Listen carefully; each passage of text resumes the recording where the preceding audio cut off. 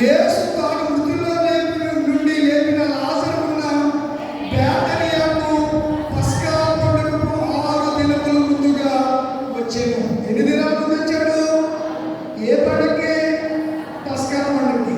Christmas పండుగ వచ్చిందనుకోండి, అల్లుళ్ళు, చుట్టాలు, బంధువులు ఆ రోజు కాదు వస్తారా? 2 రోజులు 3 రోజుల ముందు వస్తారా? 4 రోజుల ముందుగానే వస్తారు. ఇప్పుడు యెరూషలేములో పస్కా పండుగ జరగబోతుంది. అద్భుతమైన పండుగ పస్కా పండుగ. యూదులకు చాలా ప్రాముఖ్యమైనటువంటి పండుగ జరగబోతుంది. అనేక పర్యాయాలు యేసు యెరూషలేముకు వెళ్ళాడు. ఆయన దేవాలయంలో బోధించాడు. అవన్నీ కలిగి తిరుగుతూ ఉండేవాడు. తిరిగి మళ్ళా సువార్తకు వెళ్ళిపోయేవాడు. ఈ 3 సంవత్సరాల్లో అనేక పర్యాయాలు ఆయన పలుమార్లు యెరూషలేముకు వెళ్ళాడు. కానీ పస్కా పండుగకు 6 దినాలు ఒక ప్రత్యేకమైనటువంటి రీతిలో ఆయన యెరూషలేము జయప్రవేశం చేస్తున్నాడు. 6 దినాలకు ముందుగానే ఆయన ఎక్కడికి వచ్చేసాడు? బేతనియా, బేత్ఫగే అని చెప్పబడుతున్న జంట గ్రామాలు అన్నమాట. సికింద్రాబాద్, హైదరాబాద్ ఎలాగైతే జంట నగరాలు ఉన్నాయో అలాగా చెప్పండి. ఈ బాక్స్ ఆయన చెప్పబడుతున్న బాగా తిప్పండి. కాకినాడ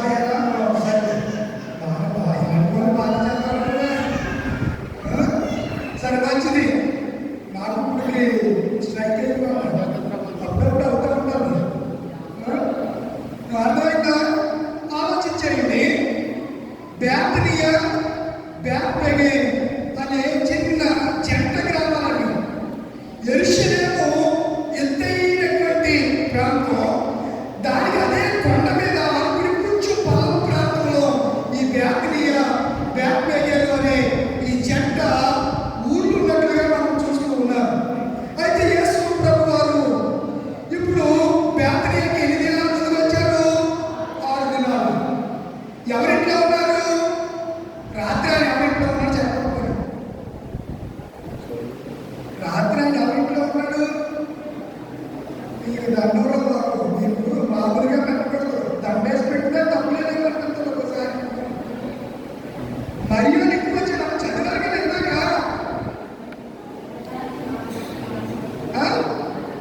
లాజరు మరి ఏంటి మొక్కలు వేసుకుని మొక్కలు ముందు పేద తీసేస్తున్నారు. యోహాను సువార్త 12వ అధ్యాయము. మార్త ఏం చేసింది? రాత్రి అభిషేకించింది ఆయన్ని. ఎవరు? మార్త, మరియమ్మ. చూడండి, అక్కడికి విషయాలు మనం చూస్తే చాలా చక్కగా రాశారు. మార్త ఉపచారం చేసింది, మరియమ్మ ఉపచారం చేసినట్టు ఇంకోటండి కదమ్మా అంటారు. సమస్య లేదు అసలు అంటారు. అక్కడ ఎవరు చేశారంట? ఎవరికి చేశారు? యేసయ్యకు. మార్త చేసింది. మరి ఏం చేస్తుంది? మిక్కిలి విలువగల అట్టావంశి అనే అత్తను తీసుకొచ్చి రాజుగా అభిషేకించింది. ఎలా అభిషేకించింది? రాజు అవ్వాలంటే ముందు ఏం పొందాలి? చెప్పండి కదా, అభిషేకం పొందాలి. సంఘంలో సంఘపెద్దగా బాధ్యతలు నెరవేర్చాలంటే ఏం చేయాలి? పాస్టర్ గారు వచ్చి ఎత్తుగా చేసి ఏం చేయాలి? ప్రార్థన చేయాలి. చేయాలా? చేస్తేనే కదా అతడు రిటర్న్ చేసేగా అధికారిగా సంఘ పెద్దగా చలమని. అలాగే పాస్టర్లు కూడా ఆడియేషన్ జరుగుతూ ఉంటారు. అది జరిగితేనే అభిషక్తులుగా చలామణి అయ్యి సంఘాలకు వచ్చి సేవ చేయాల్సిన వాళ్ళు చేస్తూ ఉంటారు అధికారికంగా. కనుక యేసు ప్రభు ఇప్పుడు యెరూషలేముకి ఎలా వస్తున్నాడు? చెప్పిన రాజుగా వస్తున్నాడు. రాజుగా రావాలంటే ముందు ఏం జరగాలి? రాజుగా అభిషేకం చేయబడాలి. జరిగిందా? ప్రవచనం నెరవేరిందా? ఇప్పుడు మత్తయి సువార్తలోకి రండి. మత్తయి సువార్త చదువుకున్నటువంటి లేఖనం 21వ అధ్యాయము.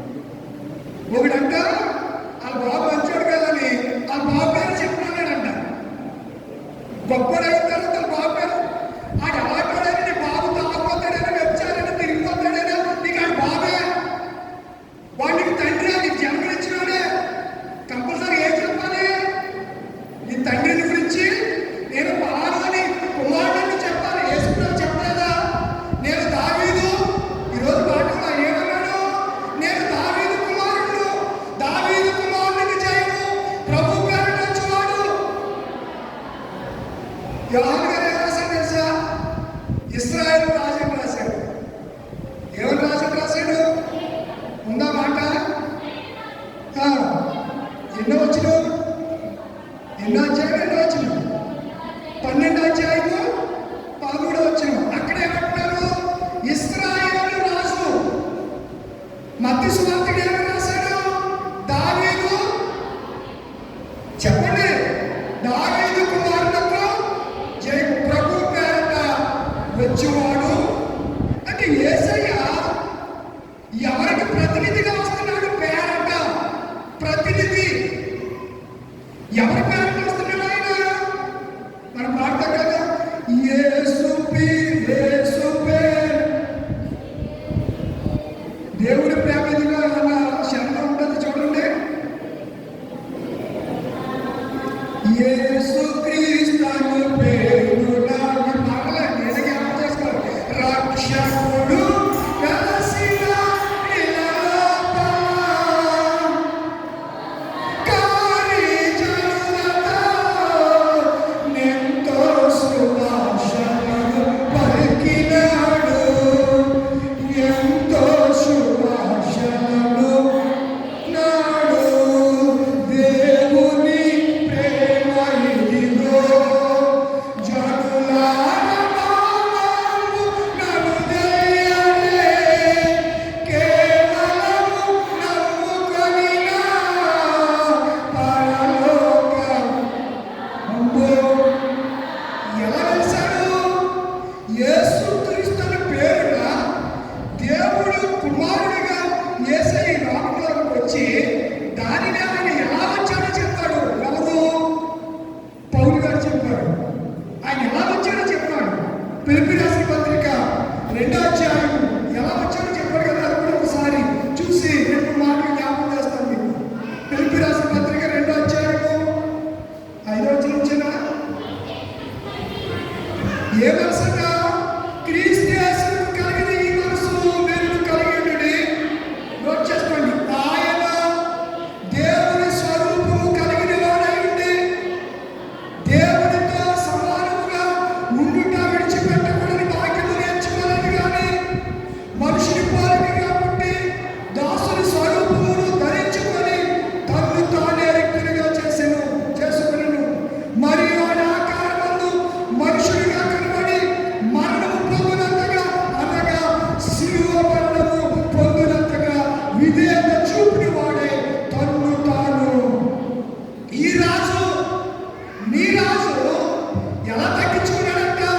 విధేయత చూపించాడు. ఏ చూపించాడు చెప్పండి?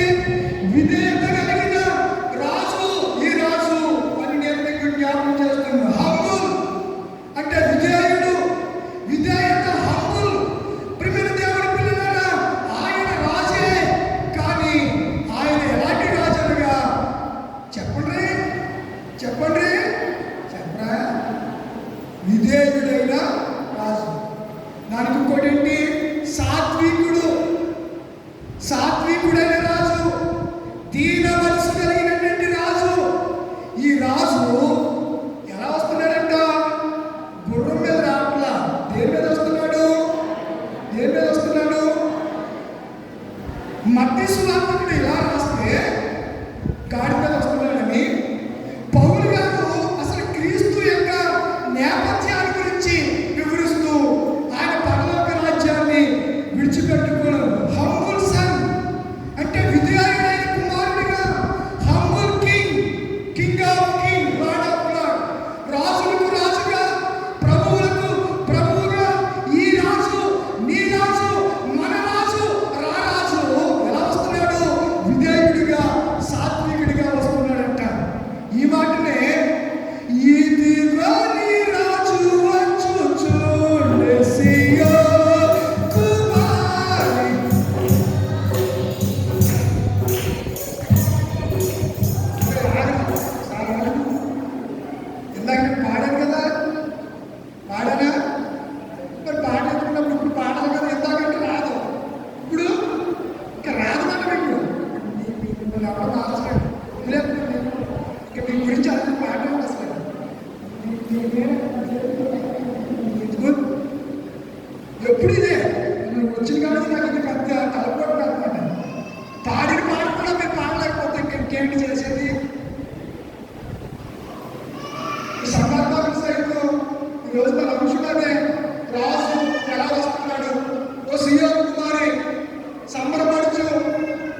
ఏమన్నాడు చక్రీ గ్రంథంలో ప్రవచన కట్టి,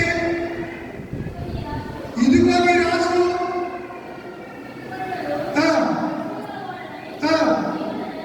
దీనుడినై గాడిదలు గాటలు పిల్లలెక్కి నీ యొద్దకు సాత్వికుడైన రాజు. ఈ నీ రాజు దీనుడై సాత్వికుడై విధేయుడై నీ మధ్యకు వస్తున్నాడు. అమ్మాయి మీరే, అమ్మా మీరే మైకి శ్రేణి అంతే. ఒకసారి మనుషుల మాట మరి మీరు ఎవరో మీరే ఆలోచించుకోండి. అలాగే మీరు బాధపడితే మీరు నన్ను ఏం చేయలేదు. పరిశుద్ధాత్మ చేత వేరే గురించి కూడా చెప్పుకుంటే మీరు కనీసం ఏకాగ్రత లేకుండా సొల్లు కోపులు వేసుకుని ఎక్కట్లేదా అర్థం కావట్లేదా? వినాలని బుద్ధి కావట్లేదా? ఎలాంటి పందులు కొట్టి తినండి వెళ్ళి, బాగుంటుంది, రుచిగా ఉంటుంది. ఆయన అలాగే తిన్నాడు కదా. ఎవడో తగ్గిపోయిన కుమారు తిన్నాడా? మరి బుద్ధి వచ్చాక వాటికి జాగ్రత్తగా తిరిగారు. టైం అయిపోతుంది. ఒక అరగంట కూడా అంటే 10 గంటల 44 నిమిషాలు అయిపోయింది. నేను 9:30 స్టార్ట్ చేసిన అరగంట ముగిస్తానని చెప్పారు. మీరు మధ్య మధ్యలో ఇలాంటి అర్థాలు చెప్తే అంశం ఎలా ఉంటుంది? అలాగని 10 నిమిషాలు అయితే చెప్తే మీకు మళ్ళీ విసుగు. మీకు జాగ్రత్త ఏంటంటే ఇక్కడి నుంచి నేను మాట్లాడుతున్నప్పుడు మీ బిహేవియర్, మీ పద్ధతి, మీ విధానాల్లో చాలా గలీజ్గా ఉంటాయి అసలు. మరి ముఖ్యంగా మీరే వాళ్ళు మా వాళ్ళు చాలా చక్కగా కూర్చుకున్నారు బుద్ధిగా. మీకు దండం, మీకు చాలా వందనాలు. మీకు గారు అందరూ పెద్దలు, మీకు అందరూ వందనాలు. చాలా డీసెంట్గా కూర్చుంటారు, డిసిప్లిన్గా ఉంటారు వాళ్ళు. మరి మీకేంటి? నాకేం అర్థం కాదు. రోజు గంట ఆడవాళ్ళు 10,000 మాటలు మాట్లాడాలంటారు. అది టార్గెట్. ఇంటికాడ మీ మొగుడితో మాట్లాడుకోండి, పిల్లలతో మాట్లాడండి. ఇక్కడికి వచ్చేందుకు ఎదవసోది అందులో మాట్లాడండి. ఇంటి దగ్గర కొంచెం జ్ఞానోదయం కలుగుతుంది. ఇక్కడికి వచ్చేందుకు సరే వినండి. ఆయన ఎప్పుడో చక్రిగా ప్రవచించాడు. ఆ రాజు ఎలాంటి వాడట? సాత్వికుడును దీనుడై గార్ధములను ఎక్కి ఎక్కడికి వస్తున్నాడు? యెరూషలేము. యెరూషలేము ఎలాంటిది? యెరూషలేము అంటే పేరు ఏంటంటే సమాధాన పట్టణం, కొండ మీద ఉన్నటువంటి పట్టణం, మరుగులేనటువంటి పట్టణం, దేవుడు కోరుకున్నటువంటి పట్టణం యెరూషలేము పట్టణం. ఆయన కోరుకున్న పట్టణానికి పస్కా పండుగకు 6 దినాలకు ముందుగా బేతనియలో నుండి ఆ రాత్రంతా మార్తా, మరియా, లాజరు ఇంటిలో ఆతిథ్యాన్ని స్వీకరించి మరియా ఆయనను అత్తరు చేత రాజుకు అభిషేకించబడిన తర్వాత ఉదయం ప్రయాణమై ఆయన ఎక్కడ దాకా వచ్చేసాడంట? బేత్పేగకు వచ్చేసాడు. ఎక్కడికి వచ్చేసాడు? బేత్పేగకు వచ్చేసాడు. బేత్పేగకు వచ్చిన తర్వాత సడన్గా యేసయ్య ఇతను పిలిచి, రే మెదుటున్న గ్రామానికి వెళ్ళండి. వెళ్ళి ఏముంటాయి అక్కడ? గాడిద పిల్ల కనబడి ఉన్నాయి. వాడిని ముగ్గుని తోడుకురండి. ఒకవేళ ఎవరన్నా అడిగితే ఇయ్యి, రాజుకు కావాలి, ప్రభువులకు కావాలి. ప్రభు అంటే రాజు అంటే ఏలేవాడు, ఆయనకి కావాలి అని చెప్పండి. ఎవరు మిమ్మల్ని అభ్యంతరపరచరు అని చెప్పి పంపించాడు. వాళ్ళు అలాగే చేసుకుని వచ్చాడు. రాగానే ఆయన ఏం చేశాడు?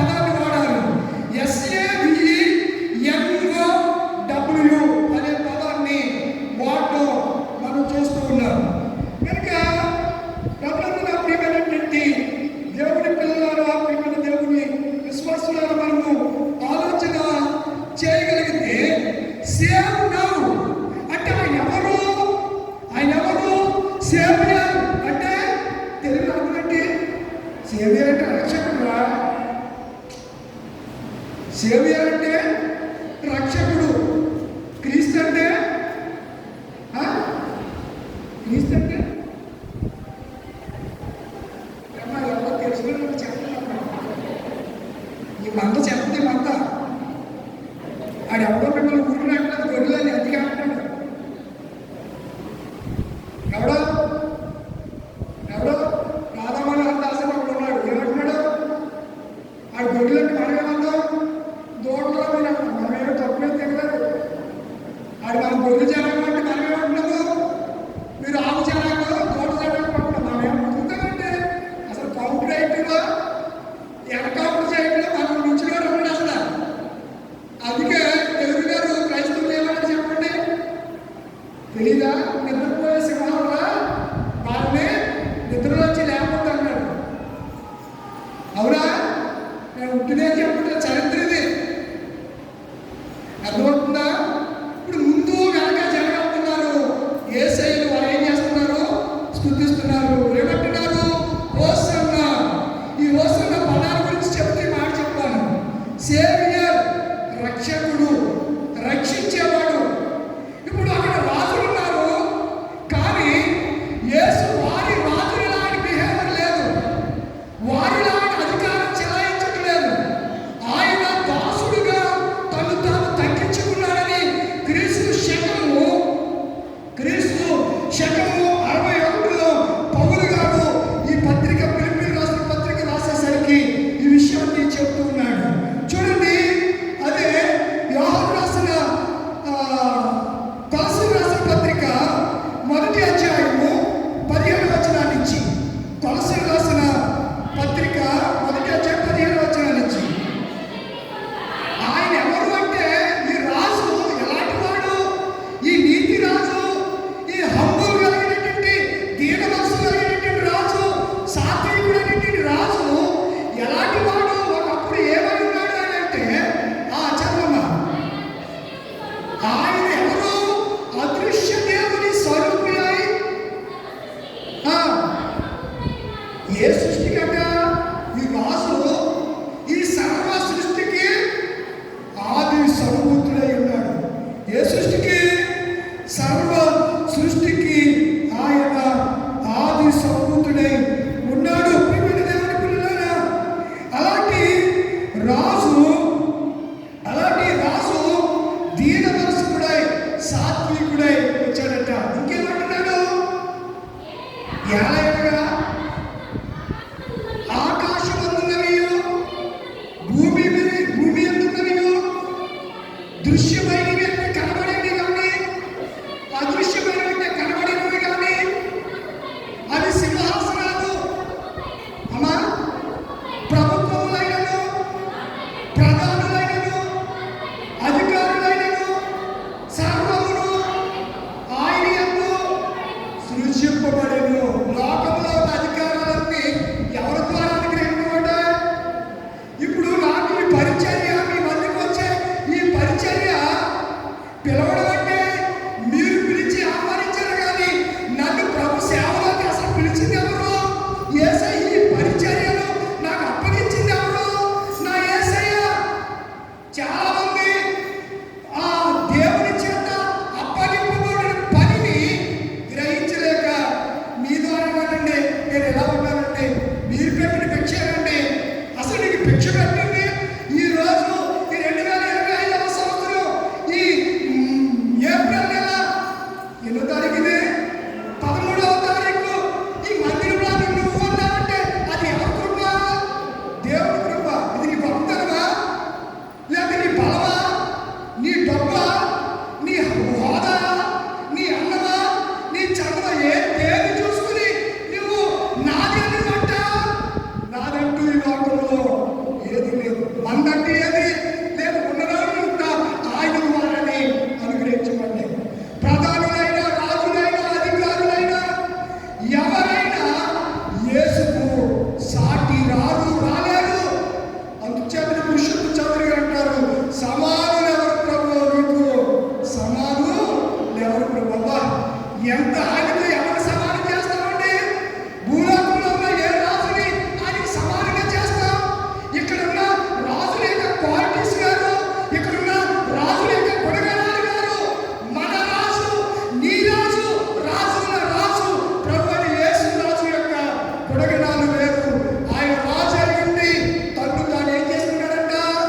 తగ్గించుకున్నాడు. దీనుడై దీనుడై దీనుడై ఆయన వచ్చాడు. రాజా జగమెరిగిన నా యేసు రాజా, రాజా జగమెరిగిన నా యేసు రాజా, రాగాల అనురాగాలు కురిపించిన మనబంధము అనుబంధము మనబంధము అనుబంధము విడదీయగలరా ఎవరైనను మరి ఏదైనను, విడదీయగలరా ఎవరైనను మరి ఏదైనను, రాజా జగమెరిగిన నా యేసు రాజా, దీన స్థితి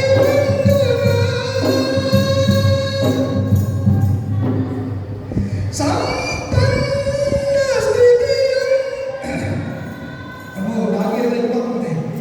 దీన స్థితి అందునా ఎక్కడికి వెళ్తున్నాను. సంపన్న స్థితి అందునా నడిచినను ఎరిగినను సంతృప్తి కలిగి యుందునే నిత్యం ఆరాధనకు నారాధన స్తోత్రములు నీకే అర్పించెద యేసయ్యా, నిత్యం ఆరాధనకు నారాధన స్తోత్రములు నీకే అర్పించెద యేసయ్యా, రాజా జగమెరిగిన నా యేసు రాజా, రాగాల అనురాగాలు కురిపించిన మనబంధము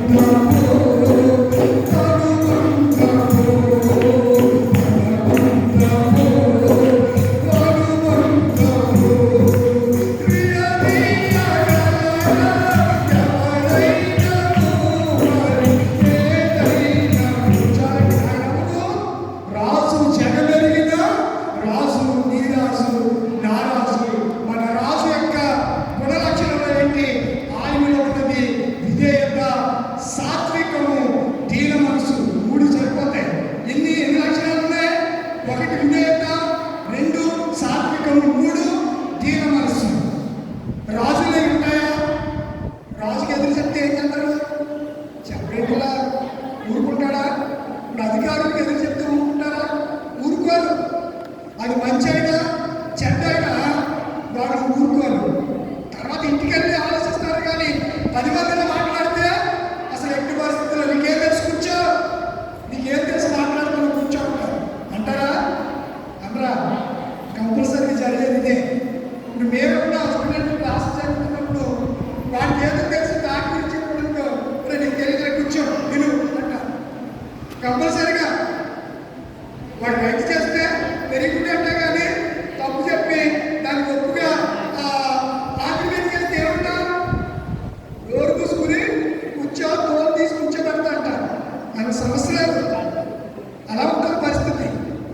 కనుక ఈ రాజు ఎలాంటి రాజు అనగా ధీరుడు, సాత్వికుడు, దీన మనసు కలిగిన వాడు, విధేయుడు ఆయన. కనుక రాజులో ఈ లక్షణాలు ఉన్న రాజు ఈ భూప్రపంచంలో ఒక యేసు తప్ప మరి ఎవరును లేరు. ఆయన ముగిస్తున్నాడు. 2025 సంవత్సరాల క్రితము ఆయన బ్యాప్టిగా నుంచి యెరూషలేముకు ప్రయాణమయ్యాడు. ఎలా వెళ్తున్నాడు? జయోత్సాహంతో ఆయన వెళుతున్నాడు. ఊరేగింపుగా ఉత్సవంగా వెళ్తుంటే పట్టణం అంతా ఆయన చూసి ఏమనుకుందట? ఏమవుతుంది? ఈయన ఎవరో అని పట్టణమంతయు కలవరు కలవరు కలవరు. ఎందుకు కలవకుంటారు? లోకమంతా ఆయన వెళ్ళిపోతుంది. చూడండి, రాజకీయ నాయకుడు మీటింగ్ పెడితే ఉదారి ప్యాకెట్, వాటర్ ప్యాకెట్ ఒక 500 ఇస్తారు. కానీ మీరు ఏమెక్కరు? బస్ ఎక్కరు. అదే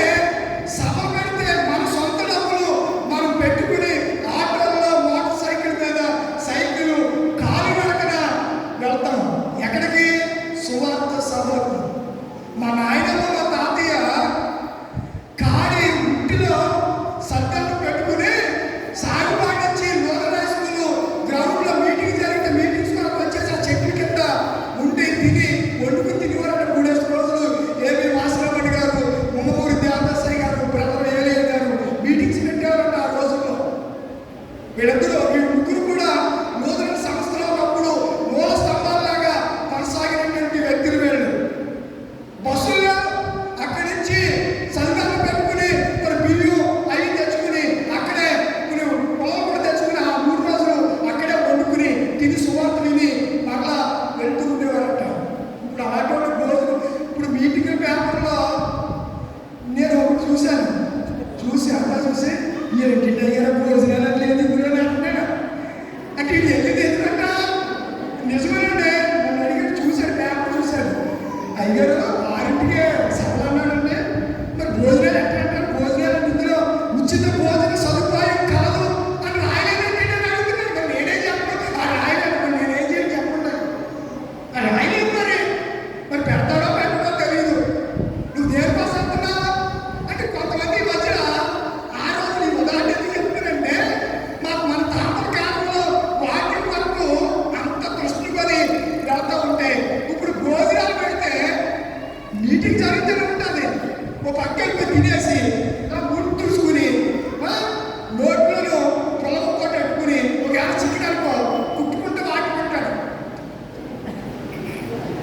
ఇలా తయారైపోయారు మీటింగ్స్కి వెళ్ళి. ఇందుకోసం వెళ్తున్నారనిపిస్తుంది నాకు ఒకసారి అని చూసినప్పుడు. ఇలా బతుకులు తగలయ్యా ఎప్పుడు మారుతుందండి క్రైస్తవ్యం? ఆ రోజులు వేరు, ఈ రోజులు వేరు. ఇప్పుడు యేసును వెంబడించమని ఆయన చెప్పాడే కానీ ఆ మాటను విని అనేక మంది ఆ రాజును వెంబడించారు. ఆ రాజు ఎవరనగా నీతి రాజు, సాత్వికుడైన రాజు. ఈ రాజు కలిగిన మనస్సు మనము అదే పౌరులు ఏమన్నాడంటే క్రీస్తు కలిగిన ఈ మనస్సు వీరుడు కలిగి ఉండమన్నాడు. కలిగి ఉన్నామా? రాజును పూజిద్దామా? లెఫ్ట్ కాలంలో ప్రతి రోజు పాటు రాజులకు రాజు అయినవి మనం పూజ చేయాలి. మన రాజుని మనం ఏం చేయాలి? రండి దాని సన్నిధిలో సాగిపోదాం. మనపూర్వకంగా ఉదయపూర్వకంగా మన రాజు, మన రారాజు, నీ రాజు, నా రాజు, మనందరి రాజు, రారాజు అనేటువంటి యేసు క్రీస్తుకు హృదయపూర్వకమైనటువంటి స్తోత్రములు అర్పిద్దాం.